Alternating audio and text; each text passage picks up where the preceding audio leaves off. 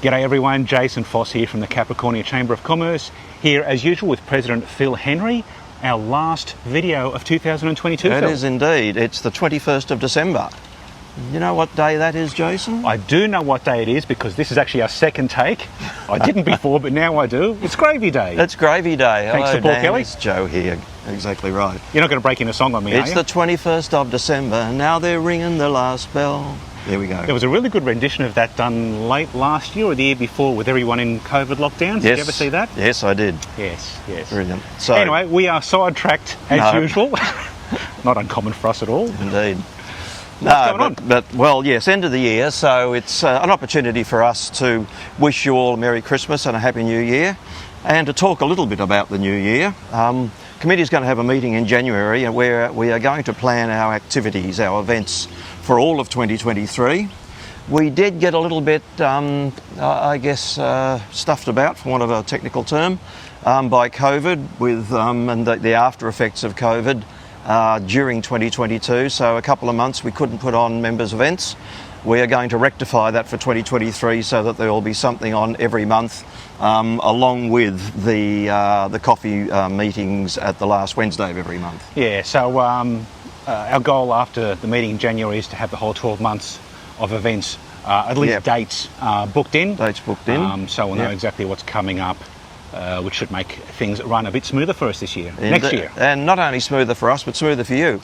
So if you've got some suggestions or some things that you'd like us to do, if maybe some of the small business basics that we used to do a few years ago, so whether it's HR or marketing, cash flow, all that sort of stuff, let us know, because then we can formulate activities and events around those topics which are of direct benefit to you. Yeah. So shoot us an email or message us however you wish. What topics do you want us to cover next year? I mean, we've got a bit of an idea of some things to cover, but if there's something that specific that you would like us to run a morning or an evening on, let us know. Yeah. There is one that we'll tell you about because it's coming up. Mental health has been a big issue right around the world, basically, during and following COVID, but particularly for business owners and particularly for small business owners. Chamber of Commerce and Industry Queensland has obtained some funding from the state government for quite a long program of activities, interventions, if you like, on that theme. The first one will be on the 1st of March 2023. That'll be CCIQ and some people coming here that we'll obviously be involved in, and then we'll look at what we can do to follow that up. So we'd really like to hear from you about that. If there's any particular aspects of your wellness, basically, if I can put it that way, please let us know. But certainly there will be activities over the next 12 to 24 months.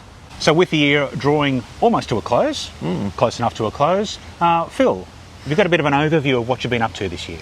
Okay, thanks, Jason. So I think as well as what you see and through your attendance at our different events, whether members' events or the coffee meetings, Chamber of Commerce and Industry Queensland set up what they call a policy advisory board, and simply because of my involvement in a lot of Zoom meetings over the period of COVID, a lot of Zoom meetings somehow became the chair of the one for it really covers the Fitzroy region, so the six councils of the Fitzroy, Jason. They tried to get some other ones involved, but they were too far away. So those of us on those groups, we meet once again by Zoom every 2 or 3 months, and it's really a mechanism for CCIQ to gather information about what are the big issues for business around the state, so that they can then massage those or work with those as the basis for the advocacy to the state government about big stuff that has to happen, I guess. You might say, payroll tax is a big thing. It might be small individually, but it's a big issue. It's a big issue around. So it's stuff like that. And I guess what's been interesting out of that is that all the themes have been the same, and you'll know them all because you've been living them.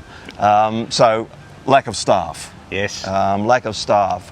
Lack of accommodation for the staff, even if you can find them. Absolutely consistent all around the state, Jason. Procurement, as we've found out recently here, is a really big issue, and once again that's consistent. So the the ability of local businesses to get work from major infrastructure projects is a big one.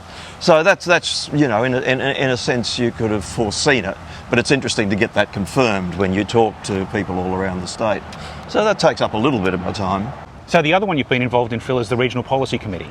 Yeah, so this is, I guess, the same group of people. So when I'm saying I represent the Fitzroy area, so we've got people on there from Gladstone, got one from Mowra, one from Theodore, I believe. So some of these aren't actually chambers of commerce, but they're community organisations that undertake the same activities, if you like, you know, sort of business development. So every couple of months I chair that, and that's sort of me gathering the information and then feeds up to the Policy Advisory Board, and we share those interests. The interesting one that came out of that was in addition to the ones that had been canvassed around the state was childcare. Right. And that's we put it under the heading of livability, because if you can't get your staff, you can't get the accommodation, people can't get a job because there's no childcare available, or aged care is the other similar one. So, and that's particularly relevant for very small rural communities. So Theodore and Mowra and places like that, the impact is substantially greater when you've got that the lack of flexibility or of choice of places to go. Yeah, okay. So we're able to feed that up. So that will become part of advocacy for CCRQ and for us. And a real success story in our recent history was the reprioritisation of the ring road, I suppose. And you know, from our point of view, congratulations to everybody who was involved. We had a meeting at the Red Line 2 months ago now, and you know, had the business leaders there, the guys who actually, you know, went down to Canberra, our 2 federal representatives, 2 state Labor representatives, some guys from Livingston Regional Council came up. Capricorn Enterprise, everybody was there with the exception of Rocky Regional Council, who decided they didn't want to be involved for whatever reason, but everybody else was there, and the outcome of that, of course, was it's back on the radar again. Yep, bit of a deal was done between the state and the feds to make that work, so everybody's happy. And I'll second you there, Jason, on the 3 blokes who went down to Brisbane and to Canberra and put very, very cogent arguments with, I think, some input from people like Dave Grenfell, who'd done a bit of analysis, that enabled the decision makers to see that they were working off incorrect data. Yes. Which was one of the. All right, it was a political deal, but there was some incorrect data that was being used to inform decisions, and they were able to set that right. Well, so good to clear that up, and full credit to them for doing it. Again, congratulations to everybody who was involved and made that happen. It was great to see, you know, people power at work, I suppose. No, exactly right. So we were pleased to be part of that, even to the, you know, the small bit that we did about co-chairing the meeting with Cap Enterprise. So. All good. So we can look forward to now 6 years of local work going into that project. So that'll be good. Yes. So just in closing, like I guess our last message for this year is keep your calendar open in February. Early February, we've got the return, well, not the return of the strategy guy, but the deferred. This has been on since COVID. Yes. So John Hale is finally coming up again in February for us. Yep, yeah, he's a very well-known speaker and calls himself the strategy guy. We've got a couple of his books that we actually need to hold a competition to see who's going to win them. Yeah, stay tuned in January, because we'll be confirming times and dates and that competition in January, so watch this space. Indeed. Going to be a big year. All right. Thanks everybody for your support over 2022. Please take some kind of break over Chrissy and New Year. It's a good chance to reset. And we will see you all. Am I treading on your toes here? Nope.